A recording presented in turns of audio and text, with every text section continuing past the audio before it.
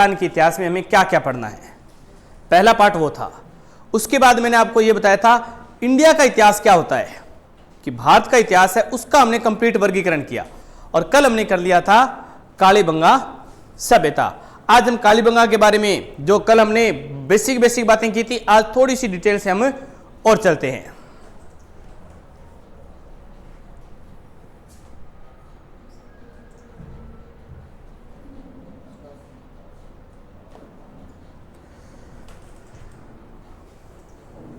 अच्छा, कल एक क्वेश्चन और ये और था, हाँ करेंगे, आज कर लेंगे। संदीप ये बताइए, भारतीय पुरातत्व विभाग की स्थापना किसने की थी, कब की गई थी? मन्नू कौन दिखाए?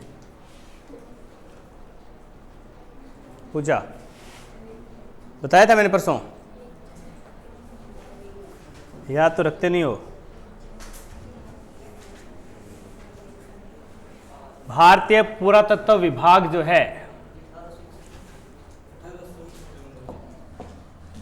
ना 1961 में करी, अब सामने देख के 1861 है। भारतीय पुरातत्व विभाग, भारतीय पुरातात्विक या पुरातत्व विभाग की स्थापना 1861 में किसने की थी? अलेक्जेंडर कनिंघम ने। अलेक्जेंडर कनिंघम ने की थी और इसका मुख्यालय कहां पर था? दिल्ली में था। अलेक्जेंडर कनिंघम ने की थी, लेकिन ये 1861 में बन गया, लेकिन इसने अभी ये समझ लीजिए केवल इसकी स्थापना हुई थी, ना कि इसने अपना व्यवस्थित रूप से, विशाल, ना कि इसने व्यवस्थित रूप से अपना कार्य प्रारंभ किया था। इसका कार्य प्रारंभ कब होगा? जब इसके महानिदेशक बनाए जाएंगे जॉन मार्शल को। 1904 में इसका पुनर्गठन किया गया। इसका क्या किया गया? पुनर्गठन किया गया था 1904 में, और पुनर्गठन करने के बाद इसका महानिदेशक किसको बनाया? जॉन मार्शल को। और फिर जॉन मार्शल ने जो है वो इस पुरातत्व विभाग यानी कि प्राचीन जो स्थल जो जमीन के अंदर दबे हुए थे उनको खोजने का कार्य प्रारंभ करता है। और 1921 और 1922 में हड़प्पा और मोहनजोदड़ो नामक दो स्थलों की खोज इसी के महानिदेशन के अंदर ही होती है।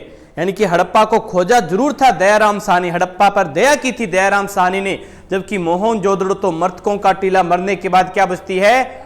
राख बचती है। तो राखल दास बनर्जी ने उसकी खोज की थी मोहनजोदड़ो की।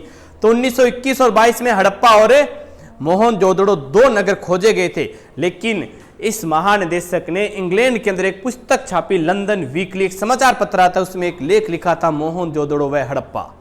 नगर पहले कौन सा खोजा गया था? हड़प्पा, बाद में मोहनजोदड़ो। इसका जो लेख था उसका पहले नाम था मोहनजोदड़ो व हड़प्पा। 1924 में, आगे आ जाएगा इसमें, 1924 के अंदर लंदन वीकली नामक समाचार पत्र था जो लंदन के अंदर यानी कि इंग्लैंड के अंदर छपता था। उसके अंदर इसने भारत के अंदर जो संस्कृति जो सभ्यताएं दबी हुई थी उसके ऊपर प्रकाश डालने का प्रयास किया था। किसने? जॉन मार्शल ने ही। अब राजस्थान की बात कर लेते हैं हम थोड़ी सी साथ में। तो राजस्थान में भी पुरातत्व विभाग का गठन किया गया। राजस्थान में पुरातात्विक सर्वेक्षण का कार्य प्रारंभ हुआ था 1871 में ACL कार्लाइल के नेतृत्व में। किसके नेतृत्व में? ACL कार्लाइल के नेतृत्व के अंदर। भारत में तो कब हुआ? 1861 में। ठीक 10 साल बाद राजस्थान में आता है 1871 में ACL कार्लाइल। देखो, दो पहले जो नगर खोजे गए थे इनके निर्देशन में, जॉन मार्शल के ही निर्देशन के अंदर पहले नगर जो खोजे गए, सर्वप्रथम रावी नदी के दाया राम ने बाईं ओर खोजा था, दयाराम साहनी और माधो स्वरूप वत्स ने 1921 में पाकिस्तान के पंजाब प्रांत के अंदर कौन सा? हड़प्पा, पंजाब प्रांत के मोंटगोमरी जिले के अंदर हड़प्पा नगर की खोज की। और वहां से हमें क्या पता चलता है कि यहां पर कोई सुनियोजित नगर, इतना सुनियोजित नगर था जितने आज भी नहीं मिलते हमें। इतना सुनगर, कलम ने पूरे नगर का नक्शा बनाया था, पूरे नगर का भी नक्शा हमने बनाया था। और बोर्ड के ऊपर की एक गांव ऐसा था, पूर्व से प्रवेश होता था, एक मुख्य यहां पर राजमार्ग होता था, प्रवेश द्वार और राजमार्ग जहां पर आकर टकराता था वो क्या कहलाता था? Oxford circus. प्रवेश सड़क और जो राजपथ होता था इनका, वो जहां पर टकराते थे वो चीज क्या कहलाती थी? ऑक्सफोर्ड सड़क का सुनियोजित, इतने सुनियोजित थे। आज भी अगर हम कहीं देखें तो ज्यादा दूर क्यों जाओ, हमारे नौहर में जाइए, पूरे नौहर के अंदर आपको समकोण पर काटती हुई सड़कें मिलेगी ही नहीं। 2 सड़कें मिल गई तो तीसरी तो सांप बन जाएगी फिर। तो पूरे नौहर में ही आपको समकोण पर काटती हुई सड़कें बहुत मुश्किल। नौहर ही क्या, राजस्थान ही नहीं, पूरे भारत के किसी भी नगर में चले जाइए, 2-4 नगरों को छोड़कर, वहां पर समकोण पर काटती हुई सड़कें हमें प्राप्त नहीं होगी। जबकि पूरे सिंधु घाटी सभ्यता में जितने नगर मिले हैं सभी पर समकोण पर काटती हुई सड़कें मिली। और हमारे गांव, ग्रामीण जो गांव थे, बाद में तहसील बने, नगर बने और फिर जिला बने, जैसे गंगानगर है। गंगानगर के बारे में एक छोटी सी बात बताता हूं। जैसे गंगानगर है, गंगानगर का प्राचीन नाम क्या था? रामनगर। रामनगर को पहले क्या कहते थे? रामू जाट की ढाणी। या आज भी है क्या ऐसा कोई गंगानगर में कोई स्थान रामनगर के नाम से? आज भी कोई है क्या गंगानगर में? कुछ पार्ट है जो गंगानगर की वर्तमान में पुरानी आबादी के नाम से जाना जाता है। जो नया बसा वो नई आबादी हो गई, जो पुराना था वो पुरानी। जो रामनगर था वो आज भी, और वहां पर आज भी आप जाकर देखोगे कहीं पर कोई सड़क समकोण पर काटती हुई आपको दिखाई नहीं देगी। लेकिन जो नया बसा था बस स्टैंड के बैक साइड में, चाहे वो पूरा ब्लॉक एरिया हो, चाहे वो जवाहर नगर हो, सारी की सारी सड़कें कैसी मिलेगी आपको? समकोण पर काटती हुई मिलेगी। तो एक सुनियोजित नगर था और इसका नाम क्या था? हड़प्पा सभ्यता।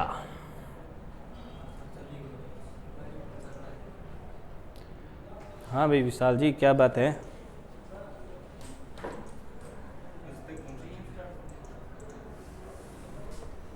क्लास ऑन हुई को नहीं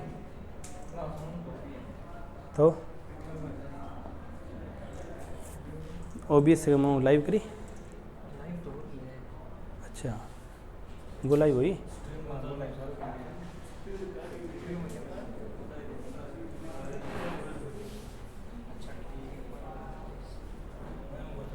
क्यों हो?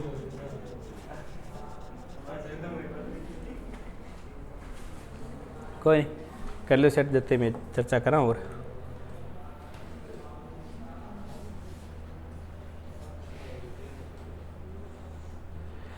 देखो, जो सिंधु घाटी सभ्यता की चर्चा की थी कल, हमने डिटेल से चर्चा की थी इसमें कि इसको सिंधु क्यों कहा? क्योंकि इसके सारे नगर क्या थे? सिंधु नदी और उसके आसपास में विस्तृत होने के कारण इसको क्या कहा गया था? सिंधु घाटी सभ्यता कहा था। सिंधु सभ्यता कहा था, बाद में इसको सिंधु घाटी सभ्यता कह दिया। 1924 में देखो, लंदन वीकली समाचार पत्र, 1924 में लंदन वीकली समाचार पत्र में इस सभ्यता को विधिवत घोषणा की गई थी। हालांकि जॉन मार्शल ने 2 पुस्तक भी लिखी थी, भारतीय कला संस्कृति पर और मोहनजोदड़ो व हड़प्पा नामक 2 पुस्तकों की भी रचना की थी। सिंधु घाटी सभ्यता को हम नगरीय एवं कांस्य युगीन सभ्यता के नाम से भी जानते हैं। भारत की प्रथम नगरीकरण क्रांति, भारत की प्रथम नगरीकृत क्रांति क्या हुआ?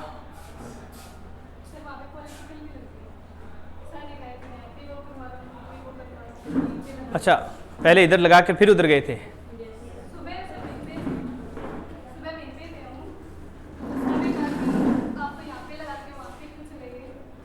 अच्छा, सर को पता नहीं होगा, कोई बात नहीं। सिंधु घाटी सभ्यता को हम नगरीय एवं कांस्य युगीन सभ्यता भी कहते हैं। ये थोड़ी सी चर्चा हमने की थी सिंधु सभ्यता की। कल भी हमने थोड़ी सी बेसिक चर्चा की थी। हमने एक पश्चिमी और पूर्वी टीले की चर्चा और की थी कल बस। अब आते हैं हम हमारी जो सभ्यता जो हमने कल पढ़ी थी उसी को हम वापिस थोड़ा सा रिवाइज में आ जाएगा। जो आज है उनकी रिवाइज हो जाएगी ये सभ्यता साथ में, और वही बातें हम रिपीट में दोहरा रहे हैं। कल हमने एक ट्रिकों से कर ली थी। आज हम जो बातें सीधी सीधी है वो कालीबंगा कौन सी भाषा का शब्द है? कालीबंगा सिंधी भाषा का शब्द, और सिंधी भाषा में कालीबंगा का अर्थ होता है काले रंग की चूड़ियां। चूड़ियों से पता चलता है यहाँ कौन सा उद्योग प्रचलित था? चूड़ी उद्योग प्रचलित था। वर्तमान में ये सभ्यता कहां पर है? हनुमानगढ़ में, या बदल गई कहीं पर? कहीं नहीं बदली है, हनुमानगढ़, क्योंकि हनुमानगढ़ से कुछ अलग ही नहीं हुआ। हनुमानगढ़ सुरतगढ़ मार्ग पर पीलीबंगा जो शहर है उससे 5 किलोमीटर दूर घग्घर नदी के बंगा है तो बाएं किनारे हैं। ये क्वेश्चन भी आ चुका है, कल हमने लिखा भी था। बंगा है तो बाएं किनारे, कालीबंगा, बंगा कौन से किनारे है? बाएं किनारे है। कालीबंगा बाएं, कौन सी नदी? गग्गर जिसे सोतर, नट, मृत, नट, लेटी, नाली, सरस्वती, ध्वसदती, राजस्थान का शोक भी कहते हैं। सरस्वती नदी का प्रवाह क्षेत्र संस्कृत साहित्य में क्या कहा गया है? बहुधन्य धायक क्षेत्र के नाम से भी जाना जाता है। और इसकी ओर सर्वप्रथम ध्यान आकृष्ट किया था किसने? R.L. स्टाइन ने। R.L. स्टाइन ने।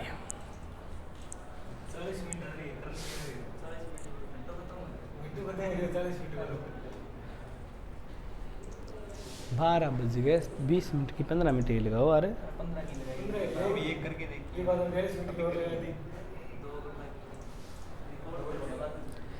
रिकॉर्डिंग चलाना लग रही है? हाँ फिर ठीक है, फिर ठीक है।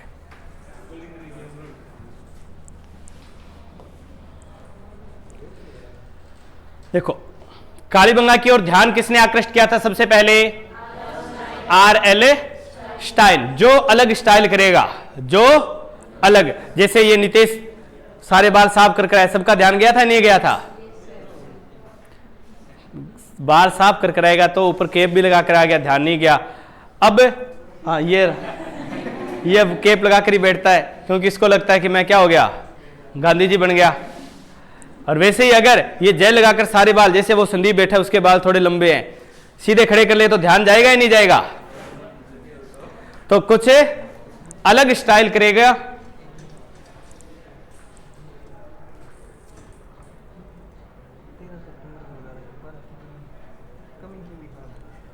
छोड़ दे, कोई बात को नहीं, रिकॉर्डिंग कर दे। हाँ बस, कुछ अलग स्टाइल करेंगे तो सबका ध्यान जाएगा ही नहीं जाएगा? जैसे इसकी गुत्त सीधी खड़ी हो जाए। वो एक मूवी देखी हुई है क्या? वो गुत्त को नीची करते हैं, जैसे गुत्त नीची होती नहीं उसकी गुत्त, ऐसे ही जैसे कुत्ते की पूंछ खड़ी रहती है। तो कुछ अलग स्टाइल होगा तो सबका ध्यान जाएगा। तो कालीबंगा की ओर सबसे पहले ध्यान आकृष्ट किसने किया था? R.L. स्टाइन ने। कालीबंगा को ए ने खोजा था, बी ने खोदा था। ए ने खोजा था, बी ने खोदा था। ए यानी कि अमलानंद घोष। अमलानंद घोष ने 1952-53 में इसकी क्या की थी? खोज की थी। जबकि बी ने खोदा यानी कि उत्खनन किया। खोदा यानी कि उत्खनन किया 1961 से 69 के बीच। बी यानी कि बी.वी. लाल, ब्रजवासी लाल, और बी के थापर यानी कि बाल कृष्ण थापर ने इसका उत्खनन का कार्य किया था। अब देखते हैं यहां से हमें क्या क्या चीजें मिली थी। कालीबंगा में काली पड़ गई थी नालियां। कालीबंगा में काली पड़ गई थी नालियां। क्यों? क्योंकि नालियां किसकी थी? लकड़ी की नालियां थी। लकड़ी की नालियां काली पड़ गई। लकड़ी की नालियों के कारण यहां पर जल निकासी प्रणाली का एस्पेक्ट, क्योंकि ये तो गल गई लकड़ी, तो लकड़ी की नालियां होगी तो वो क्या होगी? गल जाएगी। तो लकड़ी की नालियां तो क्या हो गई? गल गई, काली पड़ गई, यानी कि नष्ट हो गई। यानी कि यहां पर अस्पष्ट प्रमाण मिले हमें। कालीबंगा सभ्यता में सिंधु घाटी सभ्यता की सबसे खास बात यह थी यहां की जल निकासी प्रणाली। और वो जल निकासी प्रणाली का सीधा सीधा सा क्वेश्चन आता है, या तो आ जाएगा लकड़ी की नालियां कहां मिली हमें, तो कहां पर है? कालीबंगा। यह आएगा सिंधु घाटी सभ्यता का एकमात्र ऐसा नगर जहां से जल निकासी प्रणाली के अस्पष्ट प्रमाण मिले हैं, या जल निकासी प्रणाली का अभाव था। तो ये अस्पष्ट प्रमाण या अभाव, ये बातें अगर जहां पर आएगी तो वो किसके बारे में पूछी जाएगी? कालीबंगा सभ्यता के। अब यहां पर स्नानागार भी मिले हैं जिनसे पानी निकालने के लिए नाली पहले लकड़ी की हुआ करती थी, बाद में नाली को पक्की ईंटों से भी बनाया था, लेकिन इसके पूर्ण रूप से प्रमाण नहीं मिले। अब ये बात मोस्ट इंपॉर्टेंट, क्योंकि हमें पता था विश्व में सर्वप्रथम लकड़ी की नालियों के अवशेष केवल कहां से मिले हमें? कहीं पर भी विश्व में पहले क्या, कहीं पर भी आज तक भी कहीं पर लकड़ी की नालियों के साक्ष्य हमें प्राप्त नहीं होने वाले। केवल और केवल कहां पर हुए थे? कालीबंगा में लकड़ी थी तो इसलिए काली भी पड़ गई, नष्ट भी हो गई। तो घरों से जल निकालने के लिए क्या रखा? जल पात्र। घरों से जल निकालने के लिए क्या रखा? जल पात्र। और जल पात्र कहां से आया था? ईरान वाले कहते हैं हम अकेला जल पात्र नहीं देंगे, हम साथ में क्या देंगे? चूल्हे देंगे। और चूल्हे कैसे थे? वर्तमान तंदूर। अब तंदूर में रोटी बनाने के लिए बेलन की आवश्यकता होती है क्या? नहीं होती। तो बेलन की क्या बना दी? बेलनाकार मोहर। और ये बेलनाकार मोहर कहां की थी? मेसोपोटामिया की बेलनाकार मोहर। इसके बाद देखो लकड़ी की क्या थी? बैलगाड़ी। कल देखी थी हमने, बड़ी बैलगाड़ी नहीं थी, छोटी थी, खिलौना गाड़ी थी, लकड़ी की बोल दीजिए, या यहां पर किसकी भी मिली थी हमें, मिट्टी की भी बैलगाड़ी हमें मिली थी। लकड़ी की बैलगाड़ी मिली थी, मिट्टी की बैलगाड़ी मिली थी, पैर से चलाने वाली चक्की भी मिली थी। यहां से हमें पैर से चलाने वाली चक्की के साक्ष्य भी हमें कहां से मिले हैं, कालीबंगा से प्राप्त हुए हैं। फिर बात करते हैं यहां पर मकान। अच्छा, कालीबंगा में काली मिट्टी थी, कालीबंगा में कैसी मिट्टी थी, कालीबंगा में काली मिट्टी। और काली मिट्टी कैसी होती है, कच्ची या पक्की, कच्ची होती है या पक्की होती है, काली मिट्टी पक्की होती है, उसे पकाने की आवश्यकता ही नहीं है, यानी कि उसे नहीं पकाया तो वो कच्ची बोल सकते हैं, लेकिन वास्तव में वो मजबूत ज्यादा होती है, इसलिए वो वैसे पक्की होती है, मजबूती ज्यादा होती है उसमें, उसे पकाने की आवश्यकता नहीं होती। तो देखिए यहां के भवन किस ईंटों से बने हुए थे, पहले जो 4 स्तर थे वहां पर कच्ची ईंटों के थे, लास्ट वाले स्तर में एक पक्की ईंटों के भवन हमें प्राप्त हुए थे। यहां पर जो ईंटें थी वो किस अनुपात में थी, 4:2:1, 4:2:1 के अनुपात में यहां से हमें ईंटें मिली है, या हम उसको बोल सकते हैं 30:15:7.5। देखो 7.5 1 से दुगुना किया 2, 7.5 का दुगुना किया 15, फिर 2 का दुगुना 4, 15 का दुगुना 30। इसी अनुपात में आज भी ईंटें प्राप्त होती है, आज भी ईंटें लगभग इसी अनुपात में, आज भी जो ईंटों का अनुपात होता है वो लगभग यही अनुपात होता है कि मान लो 15 इंच, 15 होती नहीं है, 9 इंच ही होती है, 9 इंच ऐसे लंबी, फिर उसका आधा 4.5 इंच, 4.5 इंच होती है, 4.5 इंच चौड़ाई होती है इसकी, 5 इंची बोलते हैं, 9 इंच 10 इंची दीवार बोलते हैं, उसको क्या बोलते हैं, 9 इंची होती है, 9 इंच ऐसे लंबी हो जाती है ये 4.5, और इसके अंदर जो मोटाई होती है, जो टेल इंटें होती है उसमें कितनी होती है, यानी कि इसकी ये चौड़ाई होती है, ये और भी कम हो जाती है फिर, यानी कि लगभग 2.5 इंच के आसपास इसकी चौड़ाई रहती है। तो ये अनुपात, लगभग ये अनुपात आज भी हम ईंटों का प्रयोग में लेते हैं। कच्ची ईंटों के मकान, देखो कच्ची ईंटों के मकान, मैंने कहा था मजबूत थी इसलिए इन्हें पकाने की आवश्यकता नहीं पड़ी। कच्ची ईंटों के मकान, एक लकड़ी की नालियां होने के कारण इसे सिंधु घाटी सभ्यता की मोस्ट इंपोर्टेंट है, क्या कहा गया था, दीनहीन बस्ती। ये नाम चेक करना, कहा किसने था कि सिंधु घाटी सभ्यता की दीनहीन बस्ती किसने कहा था।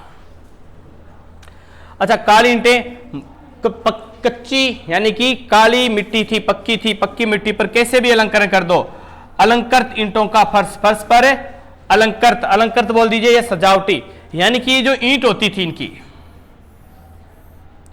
अच्छा, आजकल अलंकृत ईंटें चलती है नहीं चलती, पहले तो ये बताइए, अलंकृत ईंटें होती है नहीं होती, क्या अलंकृत तो होती है ईंटें आजकल। जो टेल ईंटें आती है, एक टेल ईंटें जानते हो क्या, घरों में फर्श लगाते हैं, बोलते हैं टेल ईंटों का फर्श लगाएंगे, उनके ऊपर अलंकरण नहीं होता। दूसरी ईंट होती है, उसके बीच में आप कभी देखना इस प्रकार एक गहरा खड्डा होगा और उसके अंदर जो भी नाम होगा वो इस प्रकार नाम भी खुदा होगा, तो अलंकरण हो गया या नहीं हो गया। तो इस प्रकार वहां पर थोड़ा अलग अलंकरण हो गया, कोई डिजाइन बना दिया इसे। तो अलंकृत ईंटें जो है वो कहां से मिली थी हमें, कालीबंगा। अलंकृत ईंटों, ईंटें बोल दीजिए, या अलंकृत या सजावटी ईंटों का फर्श जो है वो कहां से मिला था, कालीबंगा। क्यों, क्योंकि कालीबंगा में काली मिट्टी की ईंटें थी और काली मिट्टों की ईंटों पर अलंकरण करना भी क्या होता है, आसान होता है। यहां मिट्टी का पैमाना था, जिससे ईंट बनाते हैं, ईंट बनाते हैं उसमें क्या होता है, पैमाना होता है।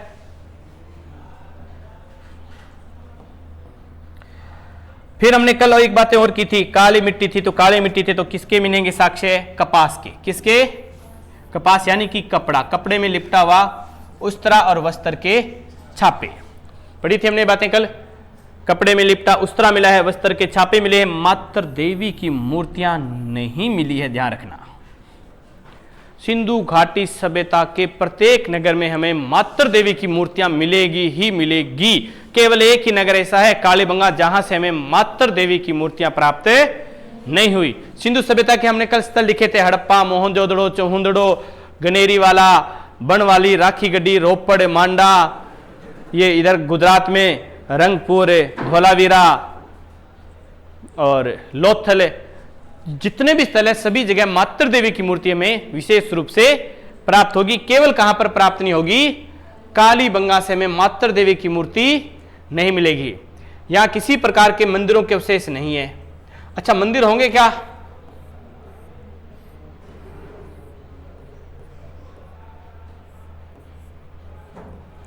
इसी प्रकार के होते हैं मंदिर।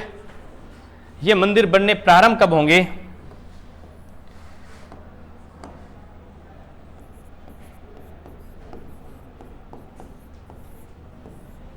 मंदिर बनना प्रारंभिक गुप्त काल में होगा, ध्यान रखना। तो इससे पहले कोई भी काल पूछ ले आपसे, कभी भी कोई भी काल आए, सिंधु घाटी सभ्यता आ गई, वैदिक सभ्यता आ गई, मौर्य काल आ गया, महाजनपद आ गए, जैन धर्म, बौद्ध धर्म, कोई भी पार्ट, कोई भी टाइम पीरियड आएगा, कभी मंदिर होंगे ही नहीं। तो मंदिरों के अवशेष मिलेंगे क्या? नहीं। मंदिर बनाना ही प्रारंभ कब होगा? गुप्त काल में। मंदिर बनना ही प्रारंभ कब होगा? गुप्त काल के अंदर। और मंदिर में मूर्ति पूजा, मूर्तियां बननी प्रारंभ हो जाएगी, लेकिन मंदिर में मूर्ति पूजा का प्रारंभ भी कब होगा? गुप्त काल में, क्योंकि गुप्त काल में ही मंदिर बनने प्रारंभ होंगे। हाँ, हमें एक चिन्ह मिला है हमारा यहां पर, कौन सा? स्वास्तिक। स्वास्तिक यानी कि सांख्यो, सांख्यो बोला पा, ऐसा होता है या ऐसा होता है? कौन सा सही है इसमें से? पहला स्वास्तिक का जो चिन्ह है वो एकदम सही है। ऐसा स्वास्तिक का चिन्ह हम कभी पढ़ेंगे, एक बहुत ही प्रसिद्ध व्यक्ति रहा है पूरे विश्व हिस्ट्री के अंदर। कौन? हिटलर। हिटलर के ध्वज में उल्टा साख्या, इसको उल्टा साख्या बोलते हैं। हिटलर का जो राजध्वज था, या जो उसकी स्टैंप जो थी, मोहर जो होती थी, उस मोहर के ऊपर उल्टा सांख्या होता था, यानी कि ये स्वास्तिक का चिन्ह है। हिटलर के जो मोहर थी, वो मोहर उल्टे स्वास्तिक की मोहर बना रखी थी। किसने? हिटलर ने। व्याघ्र अंकित मुद्रा मिली है, बाघ की आकृति वाली मोहरें भी हमें यहां से, व्याघ्र और बाघ अंकित मोहरें या मुद्रा हमें यहां से मिली है। और स्वास्तिक को प्रयोग कब करते हैं? वास्तु दोष को दूर करने के लिए। वास्तु दोष को दूर करने के लिए स्वास्तिक का प्रयोग किया जाता है।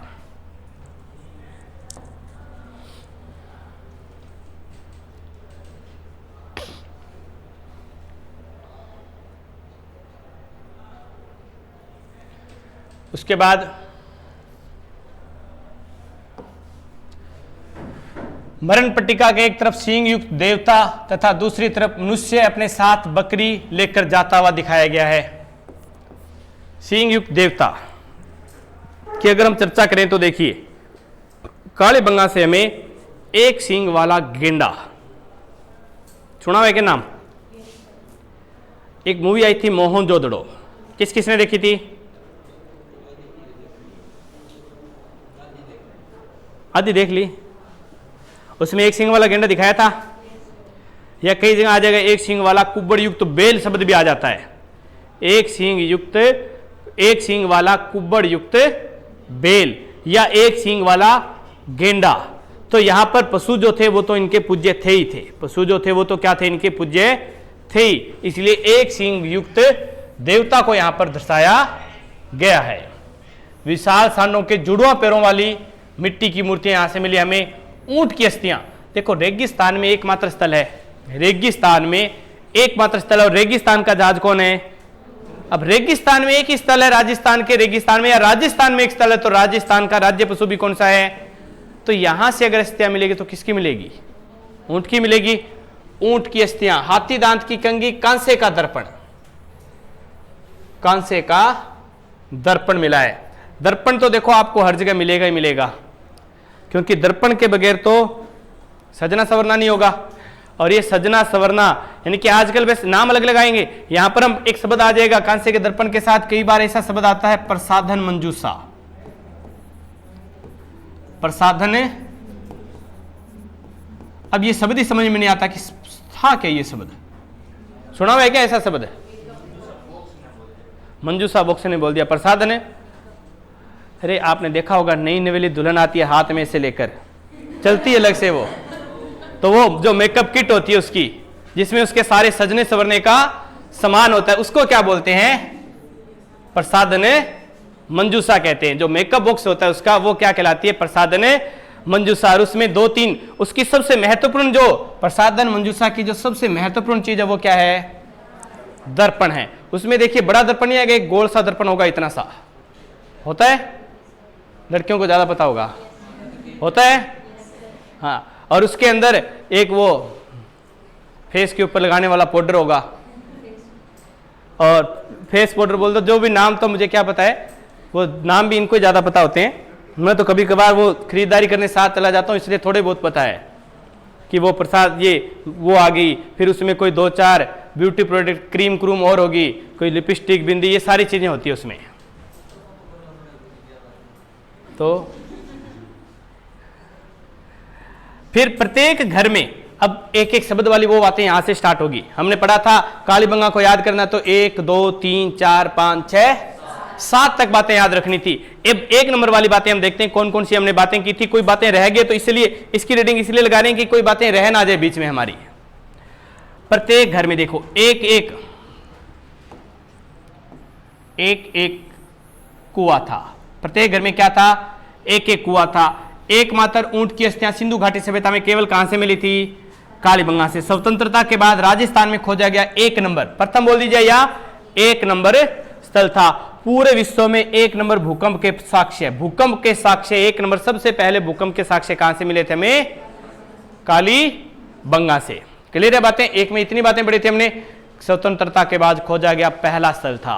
रेगिस्तान में खोजा गया एकमात्र, इसलिए यहां पर ऊंट की अस्थियां मिली थी हमें। 1 नंबर भूकंप के साक्ष्य मिले थे। प्रत्येक घर में एक एक कुआं भी मिला था। इतनी बातें थी।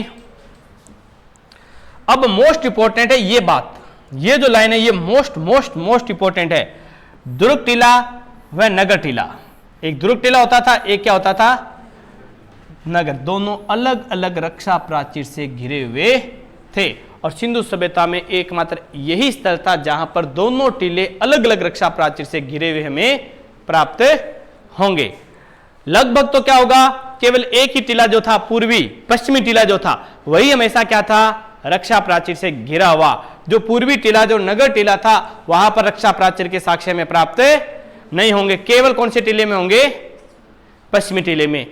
1-2 और ये एकमात्र ऐसा नगर था जहां दोनों टीले अलग अलग तो थे और दोनों टीले अलग अलग रक्षा प्राचीर से घिरे हुए भी थे। इसलिए एक क्वेश्चन अलग से और आ जाता है कई बार। एकमात्र नगर जहां दोनों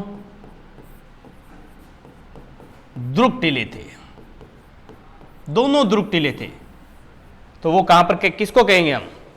कालीबंगा को। दोनों ध्रुव टीले का अर्थ है कि दोनों टीले अलग अलग तो है और उनके चारों तरफ क्या है? रक्षा प्राचीर है। रक्षा प्राचीर है दोनों, और चारों ओर रक्षा प्राचीर है। इसका मतलब क्या हो गया?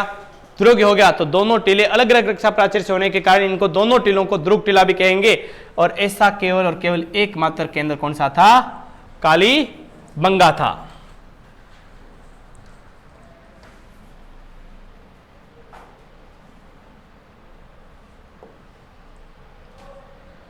फिर 2 नंबर वाली, दोहरे जुते वे खेत। दोहरे जुते वे खेत के साक्ष्य मिले हैं। मिश्रित फसल,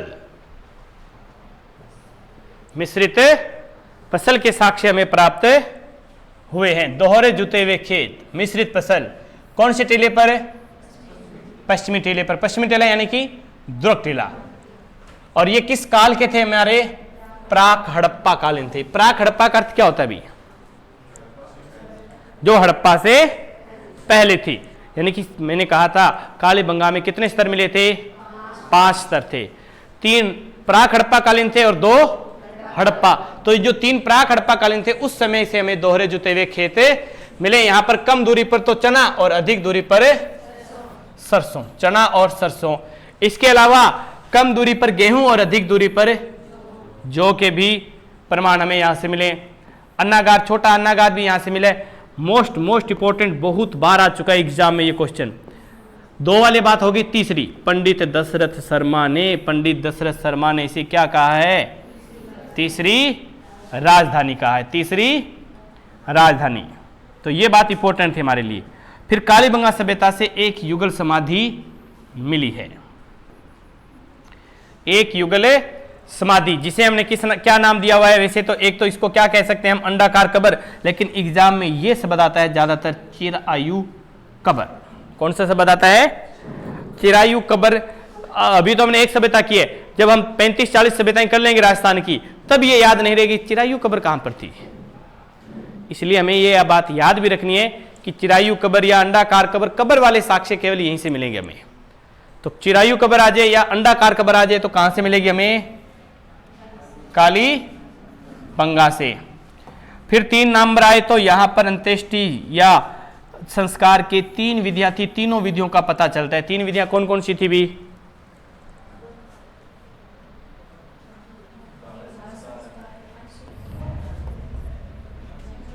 एक तो बोलते हैं अंत्येष्टि,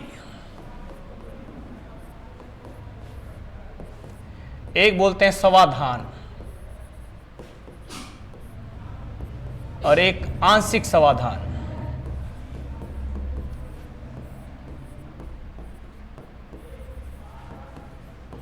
तीन विधियां थी अंतिम संस्कार की। अंत्येष्टि यानी कि अंतिम संस्कार कि जो मृत शरीर है उसको लकड़ियों पर रखकर जला देते हैं, जैसा वर्तमान में हिंदू धर्म में किया जाता है सही। दूसरा था समाधान, यानी कि मृत शरीर को खड्डा खोदकर उसके अंदर सीधा दफना देते हैं। ऐसा वर्तमान में किया जाता है ईसाई और इस्लाम संप्रदाय में। ईसाइयों में भी ऐसा होता है और इस्लाम में होता है ऐसा।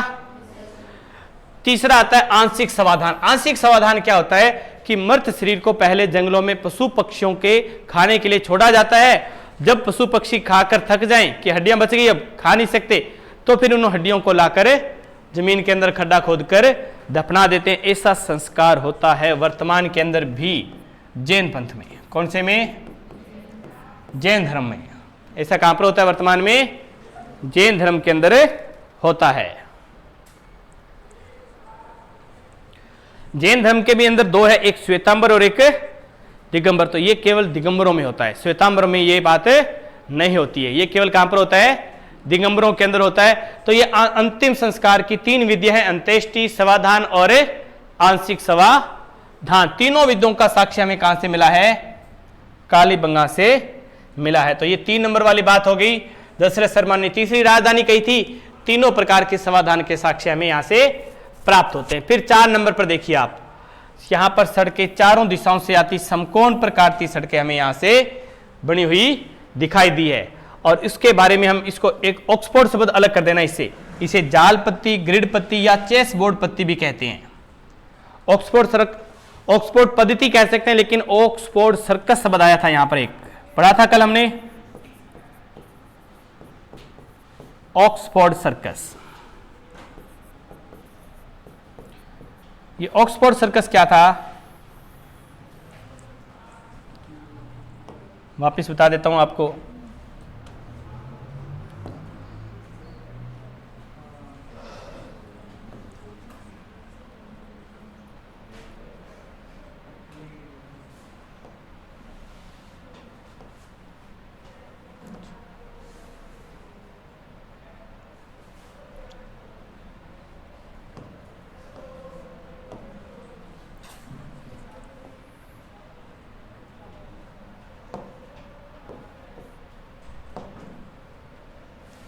इनके जो नगर होते थे वो इस प्रकार होते थे, देखिए।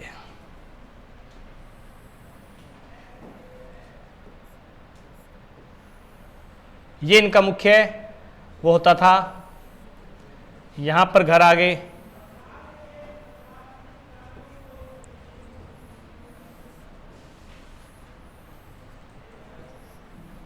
यानी कि एकदम समकोण पर काटते हुए मकान यहां पर हुआ करते थे। ये आ गया इनका कौन सा? प्रवेश सड़क। और ये कौन सी सड़क आ गई इनकी? राजपथ। ये प्रवेश सड़क जो है, ये जब राजपथ से टकराती है तो ये हिस्सा क्या कहलाता है? ऑक्सफोर्ड सर्कस कहलाता है।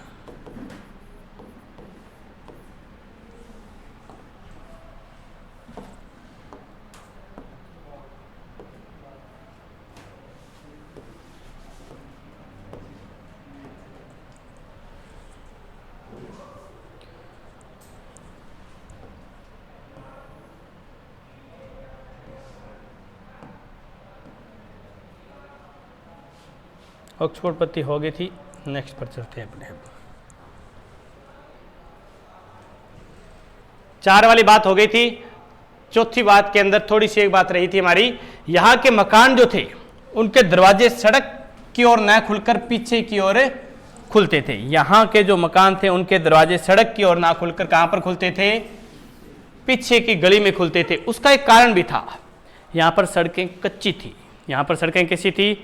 कच्ची। अब कच्ची सड़कें होगी तो अगर वहां से चाहे वो कोई भी पशु, क्योंकि उस समय गौड़ रखते थे, गायें रखते थे, गायें वैसे नहीं रखते थे, खुली रखते थे। हम तो बांध कर रखते हैं गायों को हम, तो वो खुली गायें रखते थे। या कोई जो भी व्हीकल होता था उनका, चाहे वो रथ गाड़ी हो, गाड़ियां होती नहीं थी, लेकिन चाहे वो ऊंट हो, चाहे घोड़े हो, घोड़े से परिचित हालांकि बहुत कम थे, ऊंट से ज़्यादा परिचित थे। तो जिसकी भी सवारी करते थे वो मुख्य सड़क से जाएगा तो उसका मतलब है धूल मिट्टी तो उड़ेगी ही उड़ेगी। तो ये मुख्य सड़क पर ना रखकर पीछे की गली में हमेशा अपने मकान का दरवाजा रखता था। 5 नंबर की बात करें तो 5 स्तर थे, 3 प्राक हड़प्पाकालीन और 2 हड़प्पाकालीन। 6 नंबर की बात करें, यहाँ एक बालक की खोपड़ी मिली जिसमें कितने छेद? 6 छेद, जिससे पता चलता है इनको किस बात का पता था? शल्य चिकित्सा, जिसे वैज्ञानिक भाषा में बोलते हैं हाइड्रोस्पोलिस। हाइड्रोस्पोलिस यानी कि शल्य चिकित्सा, यानी कि ऑपरेशन करने की विधि का इनको ज्ञान था। और विश्व में ये सर्वप्रथम यहीं से प्राप्त हुआ है। विश्व में आज भी आप देखिए, भारत के अंदर भारतीय साहित्य की वैल्यू नहीं है। वो एक कहावत है ना, गर्गा जोगी जोगना बारगा जोगी सिद्ध, वही बात है। भारत के अंदर अमेरिका के वैज्ञानिक ये कहते हैं कि अगर हमें केवल एक अथर्ववेद मिल जाए, मात्र एक अथर्ववेद या किसी भी एक पुस्तक को हम पढ़कर और इतने वैज्ञानिक आविष्कार कर सकते हैं कि मुझे एक इतिहासकार का नाम मुझे अभी याद नहीं है, एक वैज्ञानिक जो था उसने कहा था कि मैं भारत की एक पुस्तक के अंदर जितनी बातें लिखी हैं उन बातों को स्पष्ट यानी कि प्रमाणित करने के लिए जितने आविष्कार करूंगा उसके लिए मुझे कम से कम 3 बार जन्म लेना पड़ेगा। यानी कि इतने आविष्कार, इतनी साइंस वहां पर टेक्निक ज्यादा विकसित थी ऋग्वेदिक काल के अंदर या वैदिक काल के अंदर कि जिसको हम आज भी प्रमाणित करें तो हमें कम से कम 300 साल लग जाएंगे। तो इतनी अच्छी अच्छी बातें यहाँ पर है। और हम क्या करते हैं, हमें संस्कृत, पहली बात है आदों को तो संस्कृत पढ़नी नहीं आती। बहुत सारे तो मेरे जैसे हैं जिनको संस्कृत ही नहीं आती है, कि वो सोचते हैं संस्कृत का क्या, संस्कृत देव भाषा मानी गई है और संस्कृत के अंदर ये श्लोक लिखे गए हैं और इनका हिंदी अनुवाद भी आ चुका है। इन पुस्तकों का हिंदी अनुवाद आ चुका है, लेकिन मैं गारंटी के साथ कहता हूं कोई नहीं पढ़ता। अब इसमें से एक छोटा सा एग्जांपल, भगवत गीता आप में से किस किसने पढ़ ली? 1 2 3 4। रामायण 2। ब्राह्मण हो, ब्राह्मण तो पढ़ेंगे ही। और ब्राह्मण कौन है? नाम की ब्राह्मण है। गीता ही कौन पढ़ी? महाभारत,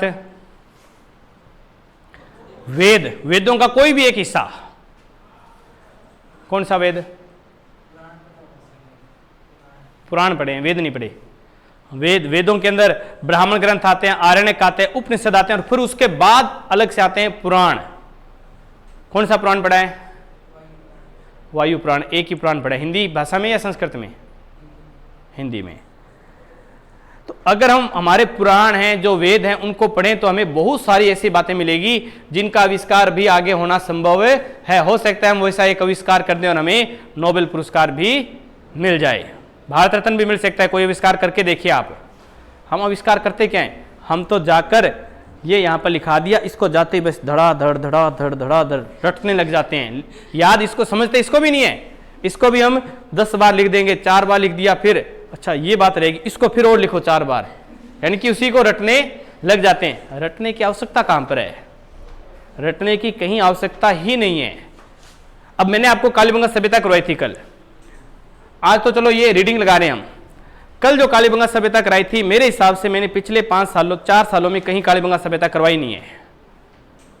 पिछले 4 साल में कालीबंगा सभ्यता कभी पढ़ी, हो सकता है एक आधी बार पढ़ ली हो, लेकिन किसी क्लास में करवाई नहीं थी, क्योंकि मैं ज्योग्राफी करवा रहा था काफी लंबे समय से। सब्जेक्ट हालांकि मेरा हिस्ट्री है, नेट हिस्ट्री से ही हूं और फर्स्ट ग्रेड हिस्ट्री से देता हूं, लेकिन वहां पर ही आती नहीं है। तो अब आपको लगा कहीं कि मैंने इतने सालों से पढ़ी नहीं है? मैंने इसको समझा था आराम से कि हाँ क्या क्या चीजें कहाँ कहाँ मिल रही है, आराम से समझ लीजिए। मैं गारंटी के साथ कहता हूँ आपको बहुत बार पढ़ने की आवश्यकता ही नहीं, अच्छे से समझिए बस।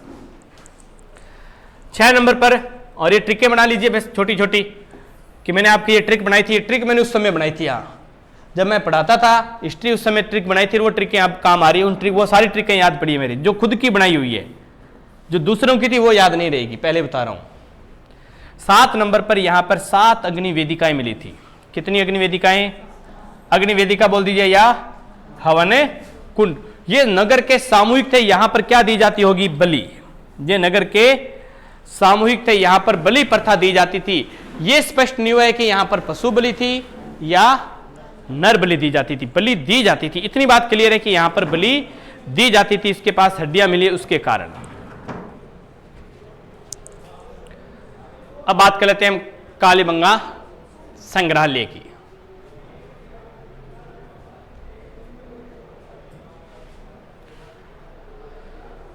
कालीबंगा संग्रहालय की बात करें तो इसकी स्थापना कब हुई थी? 1983 में। कालीबंगा स्वतंत्र राजस्थान का पहला पुरातात्विक स्थल था। और यहां पर जो प्राचीन अवशेष होते हैं उनकी आयु पता करने की कौन सी पद्धति होती है? रेडियो कार्बन सी, कार्बन 14, इसको कार्बन 14 या सी का अर्थ है कार्बन ही है, ये शॉर्ट में इतना नाम ही आता है, C14 पद्धति या रेडियो कार्बन 14 पद्धति। अगर पृथ्वी की आयु पता करनी हो हमें,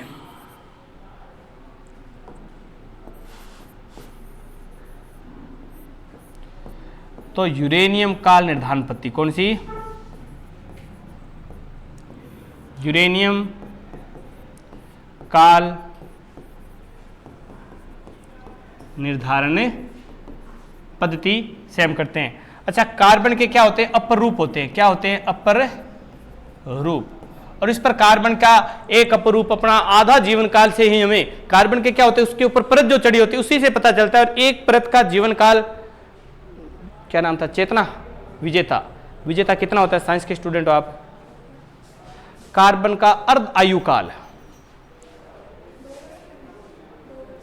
अच्छा, और कौन है साइंस का? और साइंस का कोई है ही नहीं।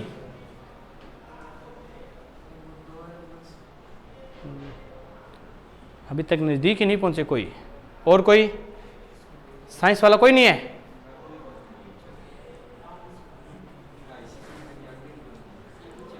किसी भी चीज की देखो, जितने भी हमें मनुष्य की मृत्यु हो गई, डॉक्टर जाते बता देता है 2 घंटे पहले मर गया था, ये 4 घंटे हो गए इसको मरे हुए, या अभी जस्ट मरा ही है, बताता या नहीं बताता? या अभी मरने वाला है, ये भी बता देते हैं डॉक्टर कि अभी मरने वाला है, ये घर पर ले जाइए, इसके अब प्राण बचने वाले नहीं, ये आधे घंटे में या 2 घंटे बाद ये प्राण त्याग देगा।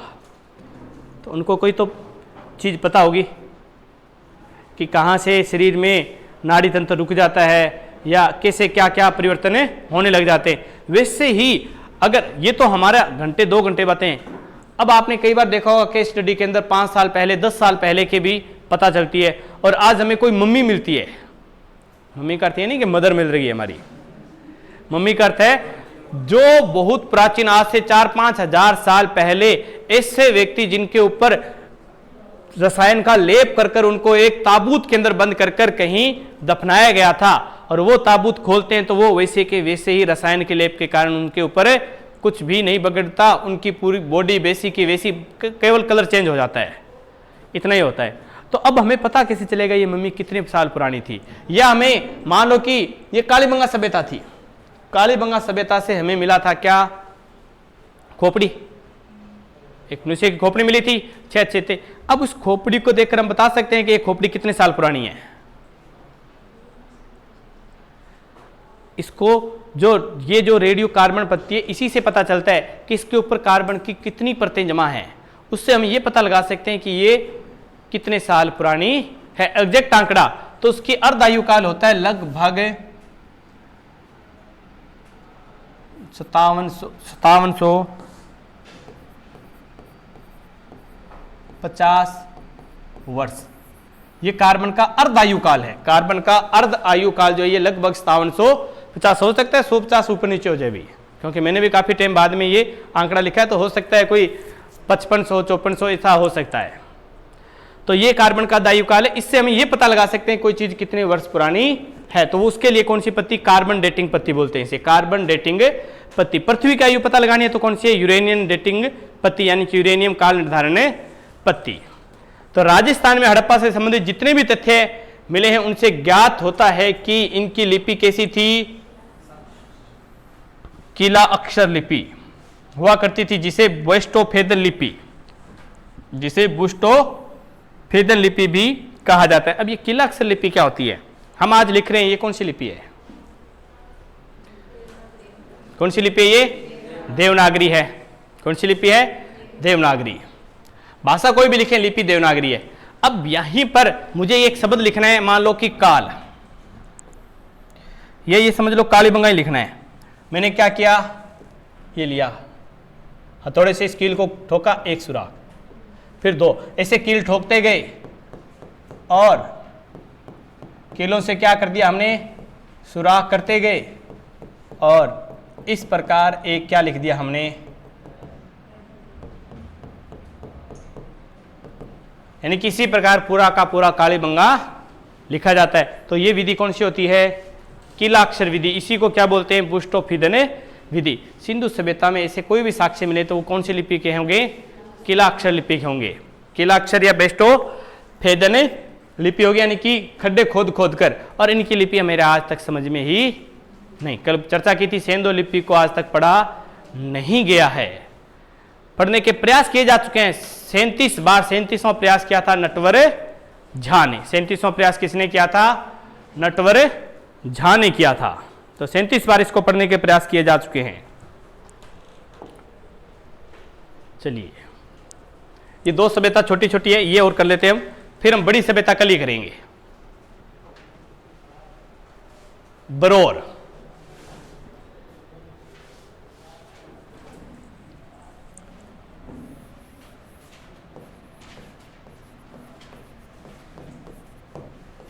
बरोर वर्तमान में कहां पर है, अनूपगढ़ में है। कालीबंगा में नहीं, कहां पर है ये बरोर, अनूपगढ़ में। सरस्वती नदी यानी कि गग्गर नदी, गग्गर नदी के किनारे मिला था। यह हड़प्पा सभ्यता का समकालीन स्थल था। मोस्ट इंपोर्टेंट है, यहाँ काली मिट्टी के बर्तन मिले, काली मिट्टी के बर्तन। और अब तक पूरे देश में सबसे प्राचीन जो काली मिट्टी के बर्तन मिले वो कहां से मिले, हमें बरोर से मिले।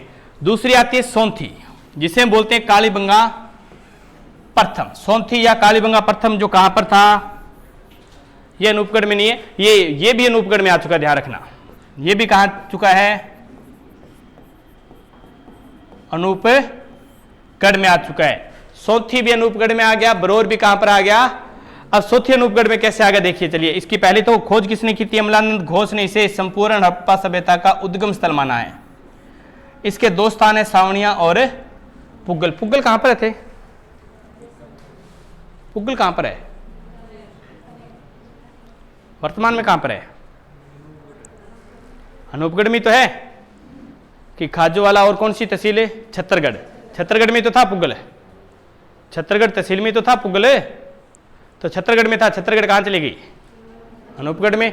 तो पुग्गल और सावणिया ये भी कहां पर आ गए, अब अनूपगढ़ में आ चुके हैं। तो ये सोंथी और बरोर दोनों अब कहां पर आ चुके हैं, वर्तमान में हमारे अनूपगढ़ में आ चुकी है। बरोर की खास बात है, काली मिट्टी के बर्तन मिले थे, और सोंथी को कालीबंगा प्रथम के नाम से भी जाना जाता है। इसके दो प्रमुख केंद्र थे, पुग्गल और सावणिया। ठीक है, आज के लिए इतना ही। कल हम एक बड़ी सभ्यता करेंगे, आहड़। अच्छा, कल आहड़ करेंगे तो भीनमाल की थोड़ी सी बात हो रही है, ये भी कंप्लीट कर देते हैं। भीनमाल वाली बातें पूरी कर देते हैं, क्योंकि कल हम आहड़ करेंगे। जो आहड़ और गणेश्वर, वो बड़ी वाली जो सभ्यता वो कल करेंगे हम। देखो, भीनमाल जालोर जो है, भीनमाल कहां पर है, जालोर में। भीनमाल जालोर में RC अग्रवाल, रतन चंद्र अग्रवाल ने इसका खोज किया था। हमारे लिए इंपोर्टेंट जो एग्जाम में जो आता है वो केवल एक ही शब्द आता है, इकट्ठा आएगा, ये रोमन एम्पोरा। सीधे सीधे शब्द आएगी, मर्द भांडों में केवल एक रोमन एम्पोरा। अब ये रोमन एम्पोरा है क्या चीज है, क्या जुगाड़ क्या है, कल इसका डायग्राम दिखा दूंगा, आज बना देते हैं अपने।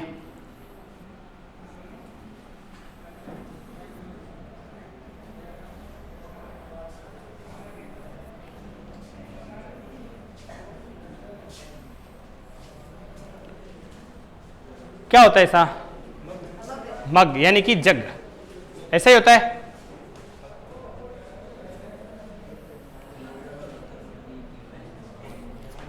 दो हत्थे वाला जग, रोमन एम्पोरा क्या होता है?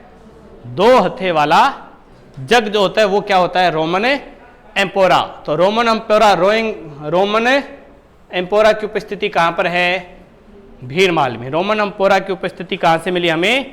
भीलवाड़ा से।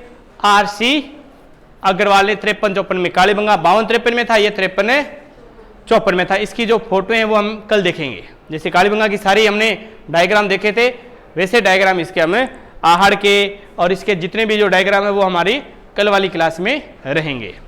अच्छा, कल मेरी क्लास नहीं होगी शायद तक, कल आपकी हिस्ट्री की, कल्चर की क्लास हो जाएगी। और कल जो सेकंड ग्रेड की तैयारी कर रहे हैं वो 11 बजे आएंगे। पहली क्लास हिंदी की होगी। जो हिंदी लगाना चाहता है वो 10 बजे आ जाए। जो हिंदी की क्लास लगाना चाहता है वो 10 बजे। हाँ, रीजनिंग वाली क्लास होगी सुबह। वो अगर किसी के है रीजनिंग तो वो तो 9 से 10 लाइव देनी होती है अपने, तो वो 9 से 10 बजे वाली क्लास लाइव है। तो वो अगर कोई लगाना चाहता है किसी भी एग्जाम के लिए तो वो आकर लगा सकते हो रीजनिंग वाली क्लास। तो आप